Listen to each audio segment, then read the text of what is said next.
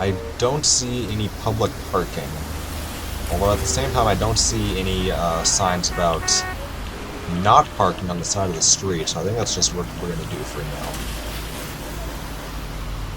What we're going to do is spend the night in the cemetery, and see what we can find, do a little bit of ghost hunting, and then in the morning, hopefully get a car or a ride over to one of the forests, and see if we can find Bigfoot over there.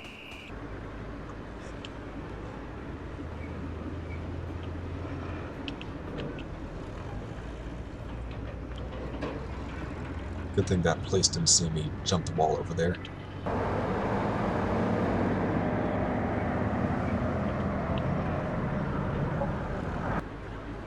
So I don't think I'm in a good neighborhood right now.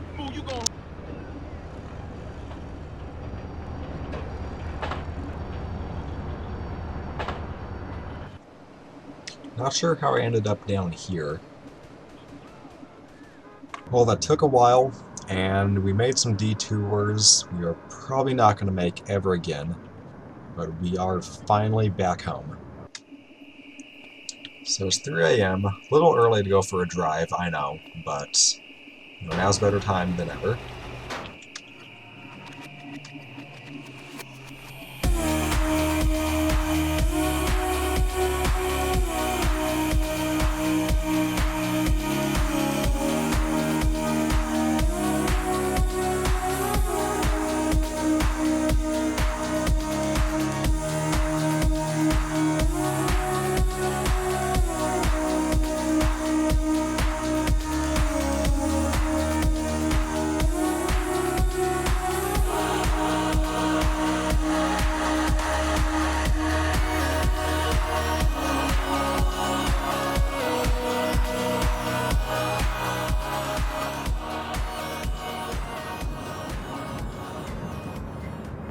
And I saw a pizza place right around the block over here, so I think that would be a good spot to get something to eat and then go over our notes about the Bigfoot urban legend. So, according to the GTA Myths wiki, Bigfoot is by far the most famous myth in Grand Theft Auto San Andreas. When San Andreas was first released in 2004, the hot coffee mod stirred huge controversy and was hastily removed, and the game was relaunched. In the midst of the confusion and chaos hot coffee created, internet forums and gamers were abuzz with rumors of a creature that inhabits the dark, gloomy forests of San Andreas countryside. In the weeks following the re-released game, gamers went into the woods searching for the elusive creature.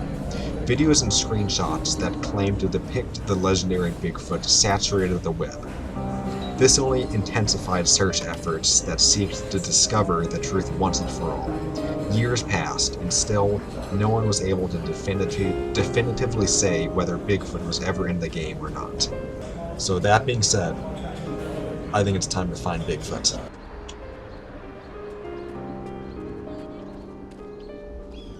As you can see here, we have these huge, what look to be like evergreen trees populating the landscape over here, which would make it a perfect place for Bigfoot to hide in.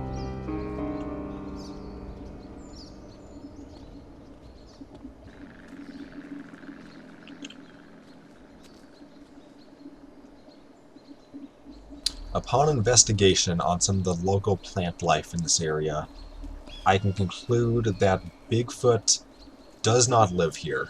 In fact, I don't actually think anything lives out here other than trees and grass. Do you guys remember that scene in Ghostbusters 2 when they were in the Underground Railroad and then like all those heads on sticks just appeared out of nowhere? That scene always freaked me out when I first watched the movie. It isn't that scary now though. It's still kind of scary.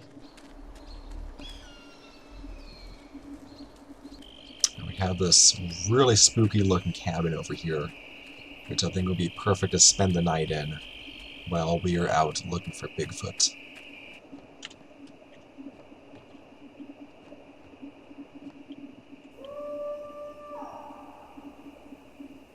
What can usually happen is that large animals can sometimes scratch the trees especially with a large creature like Bigfoot. Um, so it's important to closely inspect all the trees around here to see if we can find any evidence that he, or any animal for that matter, exists.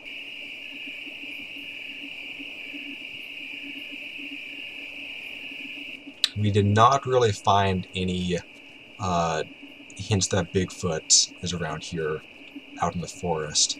There is a chance he could be hiding down in the tunnels underground, though.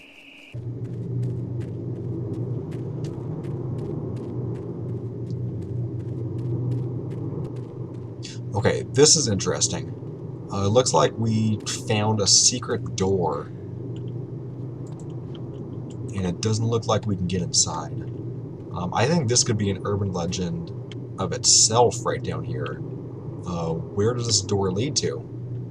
Who made it? Why is it here? I don't know. Another door.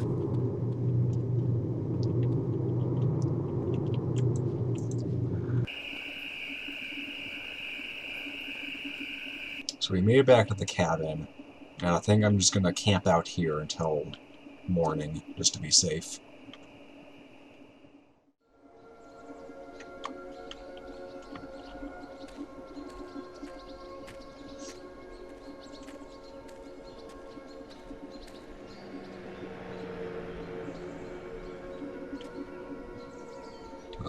We didn't find Bigfoot, but we did manage to survive a night in the forest all alone, which I think is pretty impressive all in itself.